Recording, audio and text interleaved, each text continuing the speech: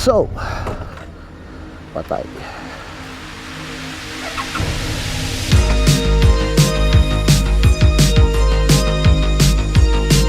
Good morning na naman.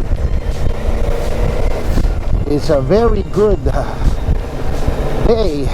Again, wala pong nagbabadyang ulan o masamang panahon. Sana maganda yung audio ko. Na-reposition ko kasi yung microphone. Anyway, at bakit ba ako lalabas ulit ngayon? Aside from may bibilin ako na kailangan namin na hindi naman kailangan magdala pa ng ibang klase ng sasakyan, kundi ito lamang ganitong sasakyan sapat na. Aside from that, mahilig kasi kung ano tawag dito, mahilig din kasi kung manood ng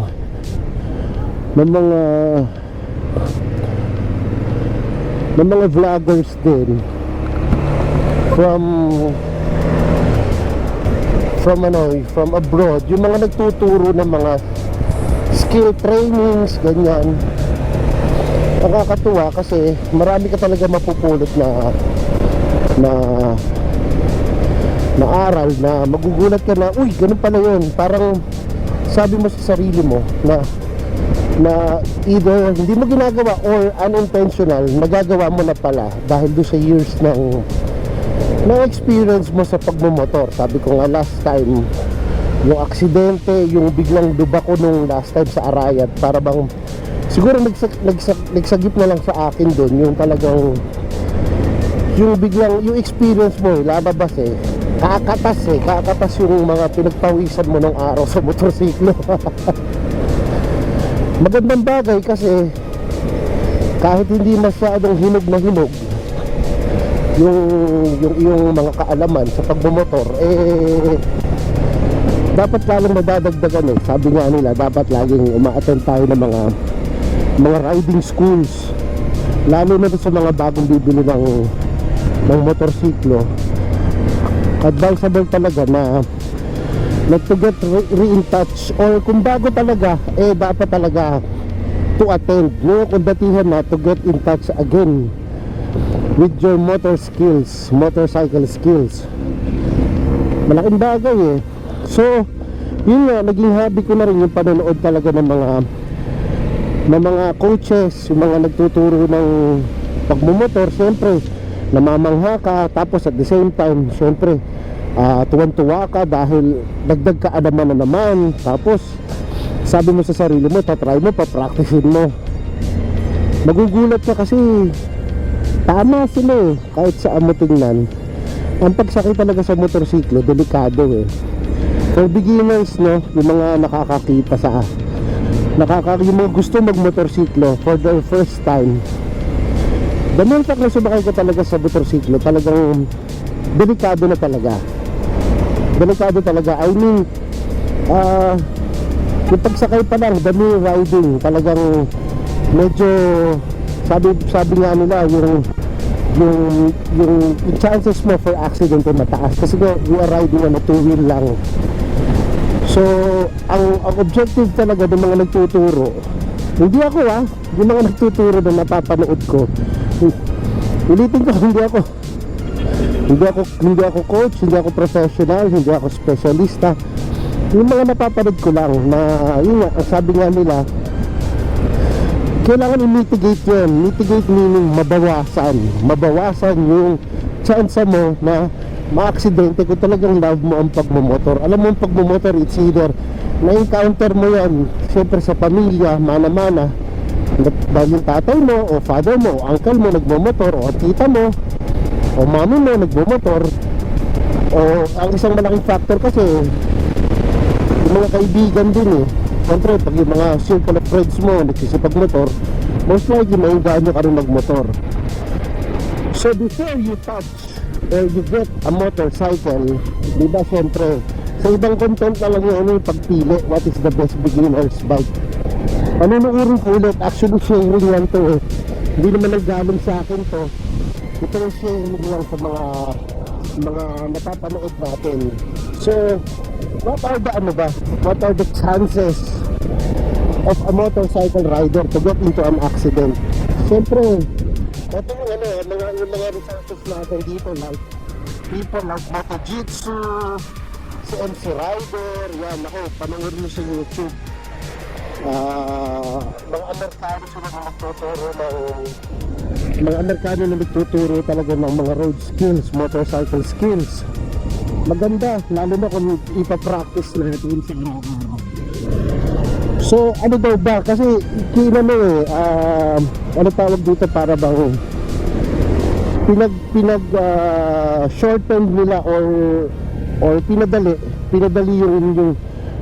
yung mga factors eh, para mas madaling maintindihan ng mga manonood. Una, sabi nila, kaya na-aksidente, and then lack of focus talaga. Ibig sabihin ng focus, pag sumakay tayo sa motorsiklo, dapat talaga focus tayo, hindi tayo yung kung saan yung ating paningin, kung nasaan. Dapat din tayo sa focus sa pagbumotorsiklo. Hindi dapat lilipad-lipad ang isip. Ang tawag nila doon white stage eh. Pag nasa white stage ka, para bang hindi mo alam kung ano yung gagawin mo. Tapos pag dumating yung orange stage na kung saan kinakailangan na talagang ilabas mo yung skill mo, medyo nahuhuli na. Dahil sa lack of focus, yun ang sinasabi nila. So maganda yung sinasabi nila kasi kahit anong klaseng motorsiklo yan, mapa-scooter man yan, underbone, intermediate bike, so talagang big bikes, yung tinitingnan nila nga, sabi nila, number one talaga focus. Ang dami na ng aksidente dahil wala talaga sa focus yung rider. Lalo na yung mga beginners na para bang pakiramdam kasi nila madaling magpa-under eh. Ang mahirap magmaneho. Different kasi yan, no? Ang pagpapa-under, pagpapa-usap, madali eh. Ang pagmamaneho ang mahirap.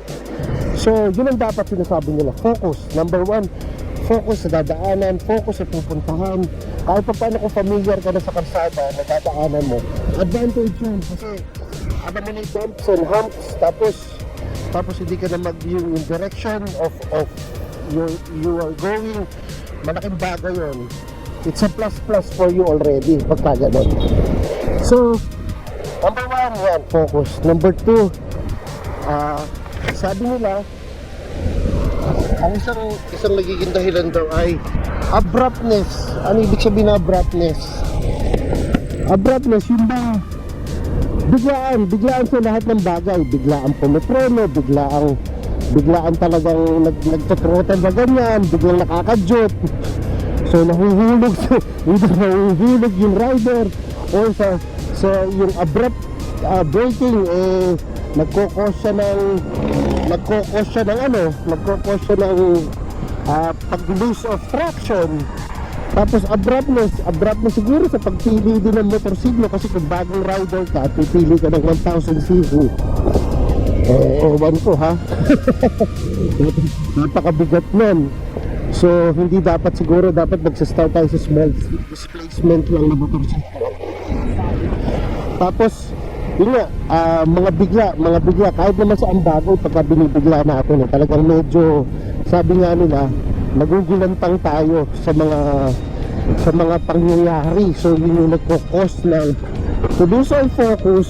Siyempre malagaw tayo sa isang, ang tinatawag doon nasa panic mode ka, at yung panic mode mo, pag nawala ka na talaga sa focus mo sa pagbumotor, yun ang magkukos talaga ng accident sa'yo.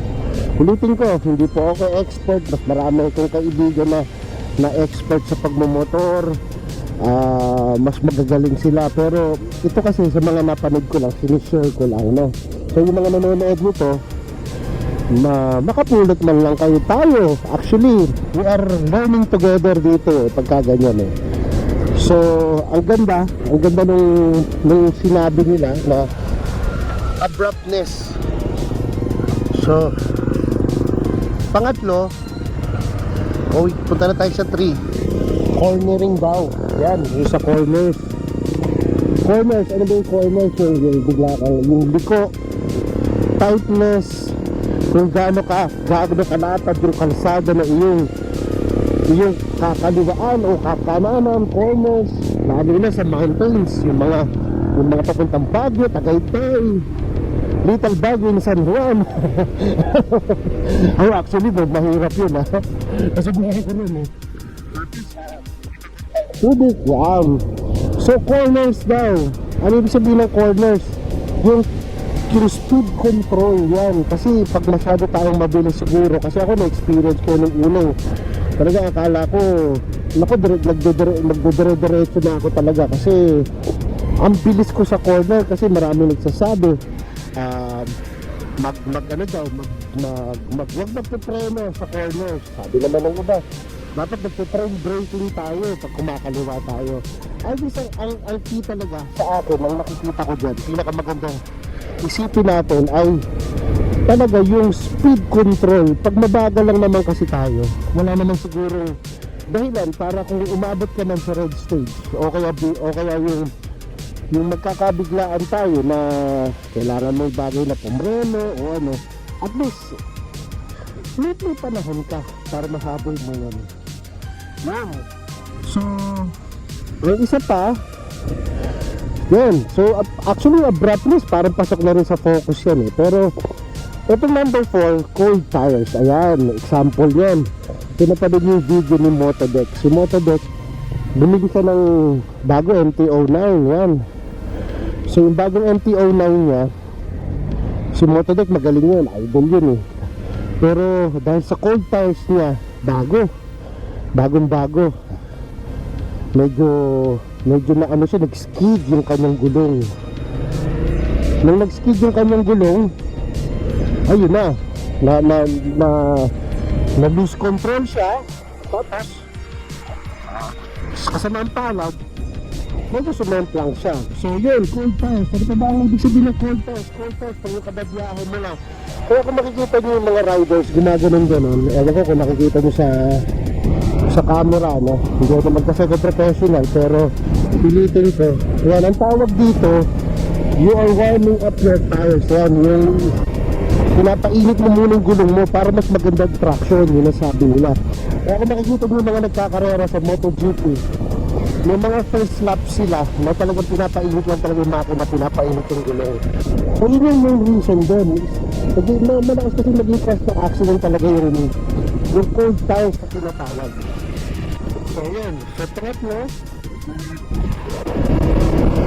repeating the sabi nila, yung mistake, the old mistake.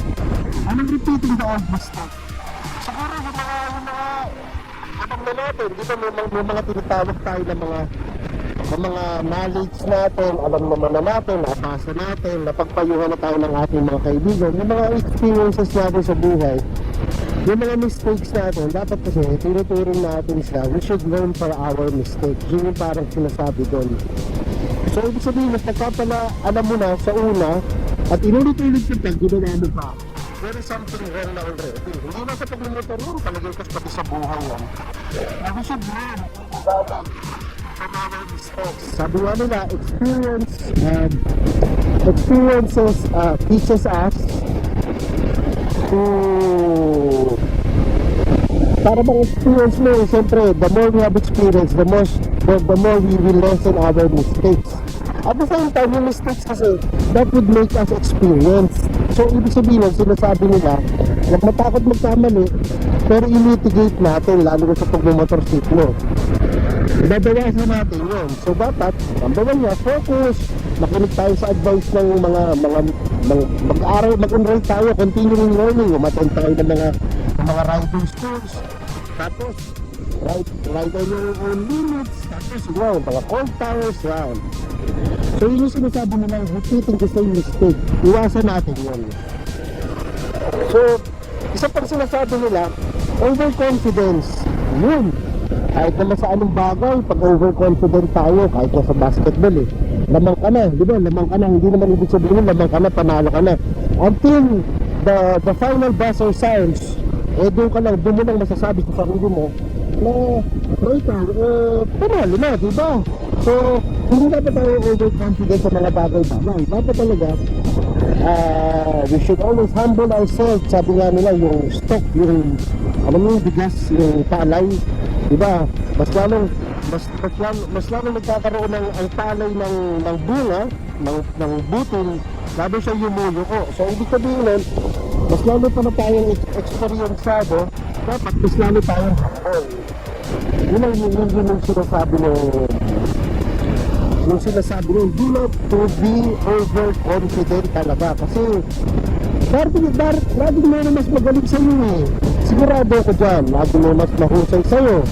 So bakit mo kailangan i-ano yung sarili mo na parang feeling mo parang alam mo ng lahat. Tapos yung sinasabi ko nga kanina, yung control, yung speed control, pag overconfident ka, mawawala ang speed control mo. Pag nawala ang speed control mo, yung chances mo for accident, medyo matakas pagka gano'n. So, not adjusting to the times, yan, isa pa yun. Ano ibig sabihin ng not adjusting to the times? Siguro, kung natin yung muna weather. Pag maulan ba at kung maaraw, parehas ba ng riding style yun? Siyempre, magkaiba yun. Kasi, pag mabulag, siyempre, mas cautious tayo, mas mabagal. Tapos,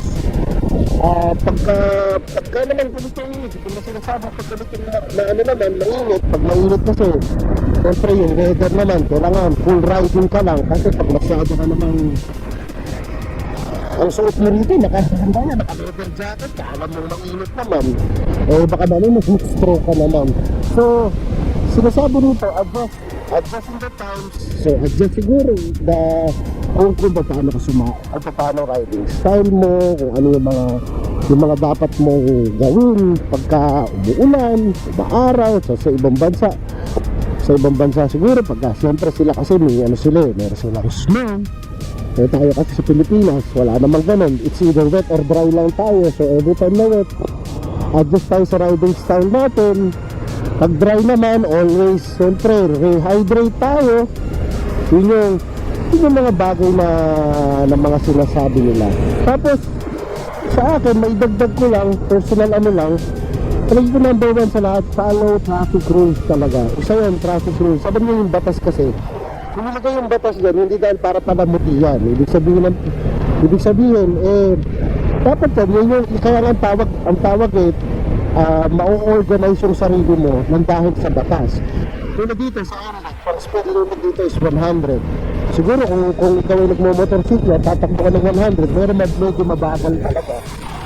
Pero may dahilan kung bakit 100 yan, kasi yun yung sinasabi nila na speed limit na aksidente, dumating man, kayang-kaya, makokontrol pa rin.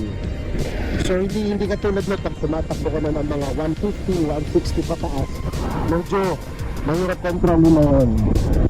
So may mga bagay talaga, ito yung mga factors na tinatayo talaga ng mga experts na napapanood ko, na sinishare ko lang sa inyo. Sabi nga nila, pag mag-share tayo, wala namang masamang mag-share, di galing sa iba, basta pinag-credit natin sila. At the same time, mabuti kasi, isang bagay na mabuti, dapat lang na itinatalat. Kasi ang dami kasi nagkaka-interest, lalo na ngayon, nag-pandemya. Ang dami talaga nagkaka-interest na mag-motorsiklo. Sana yung mga maliliit na bagay na gano'n na nakakatulong.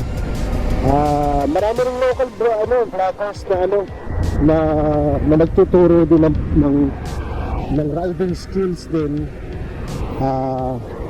Ako kasi hindi wala napanood ko lang, natuwa lang ako kagabi kasi parang responsibility ng bawat isang rider na ikalat yung mga mabubuti talaga, kasi laking bagay makapanood nun, masasagip yung buhay talaga ng makakapanood kasi dito sa riding community, kasi we have our own thoughts, we have our own ideas.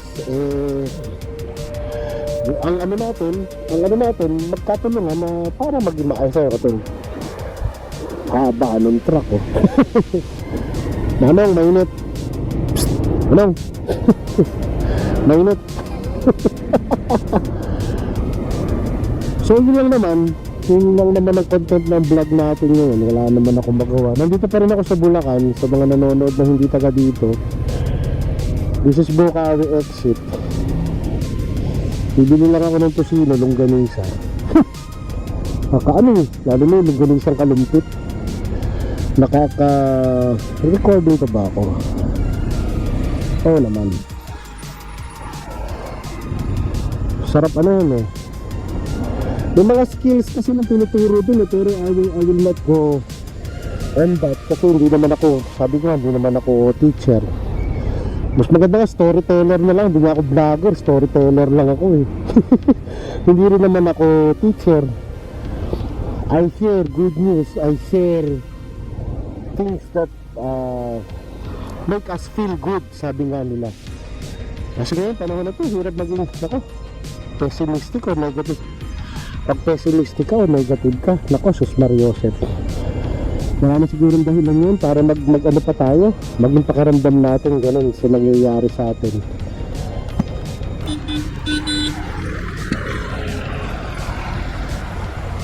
Ayan, recording pa rin ako.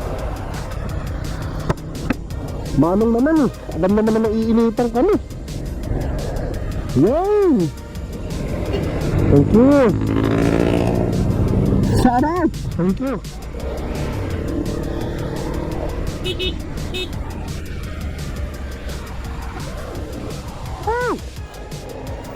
So umibabaw lang naman ako, tapos babalik na rin ako.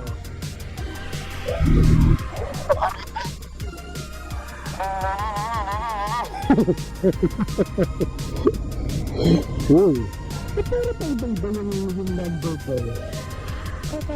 Nakakabot. Hindi ko mahihid. Hindi ko naman nadadagdagan ako. Kasi naman ako nadadagdagan. Ayan, so sige, pabalik na ako. Enjoy nyo muna to.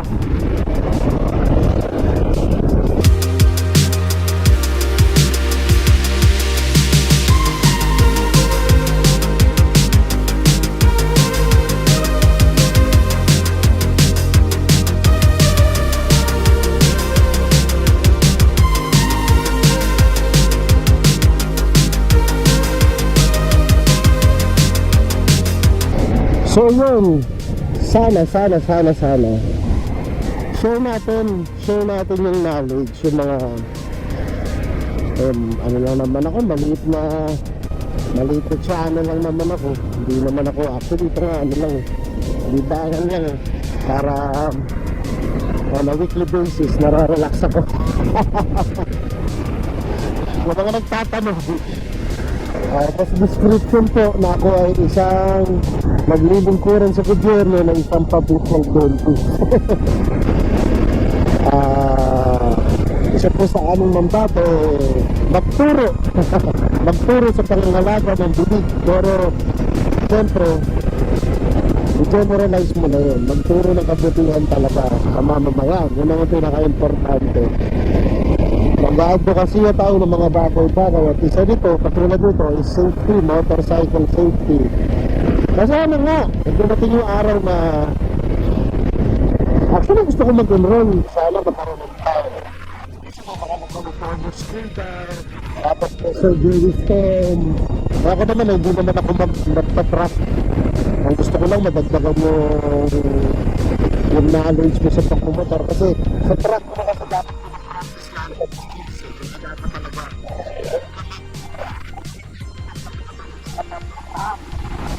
kasi dami natin kasamahan sa pagmumotorsiklo. Katulad ng mga marilaki na kung di ako nagkakamali, nakakalungkot man o parang linggo-linggo daw parang may na-accidente yata sa lugar na yun. Nakapangit mo, para napakapangit na imahe ang ating pinatagihan ng ating kapwa Pilipino na ginagawa natin praktisa ng public road. Marami po kasing kanabang riyan. Dariyan po mga tumatawid na tao, dyan po yung mga tumatawid na hayop. Tapos nandyan siyempre yung kapwa motorista natin na apat ang gulong, tayo kasi ang gulong natin dalawa, luging-lugi, tapos very tayo na mismo ang tatama. Tapos maisingit ko na rin,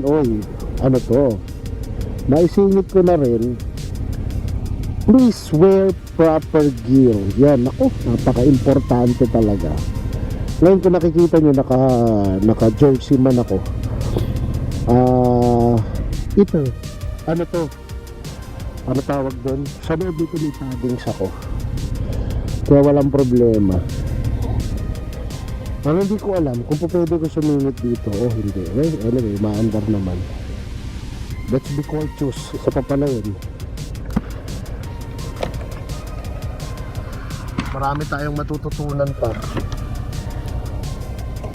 Kasi sabi nga nila golden rule, kung ano yung ginagawa mo siyempre sa kapwa mo, dapat ready ka rin tanggapin kung ano yung pabalik sa'yo. Yun, so ang haba nito, boring. Sige, yan ang problema yan. Katulad nito, ang haba-haba ng aming ipinila, bigla siyang lilitaw na ganyan. Tawag naman doon, patience.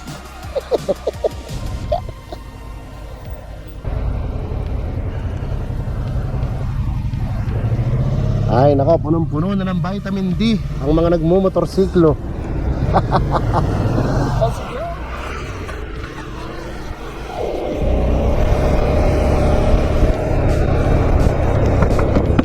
Yung mga skills, marami dyan, yung mga nagtuturo pa dyan na iba.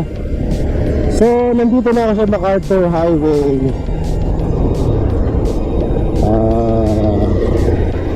Papunta na ako sa aking pupuntahan. Hindi ko na ipapakita sa inyo kung saan ako pupunta.